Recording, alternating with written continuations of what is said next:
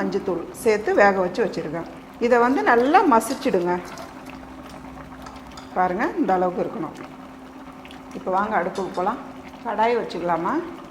கடாய் சூடானதும் ஒரு 1.5 ஸ்பூன் எண்ணெய் சேர்த்துக்கலாம்.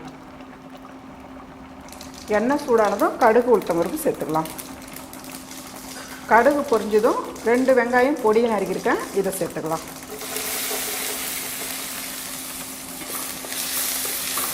கூடவே தேவையான அளவு கறிவேப்பிலை சேர்த்துக்கலாம். சாம்பாருக்கெலாம் வெங்காயம் அதிக நேரம் வதக்கணும்னு அவசியம் இல்லை, ஓரளவுக்கு வதங்கினாலே போதும். வெங்காயம் வதங்கும் போதே 2 தக்காளி பொடியை நறுக்கியிருக்கேன், இதையும் சேர்த்துக்கலாம். இது கூடவே கொஞ்சமாக பெருங்காயம் சேர்த்துக்குங்க. பருப்புலே பெருங்காயம் சேர்த்துட்டிங்கன்னா சாம்பாரில் தேவையில்லை, இந்த மாதிரி வதக்கும் போது சேர்க்கணும். கொஞ்ச நேரம் வதங்கட்டும்.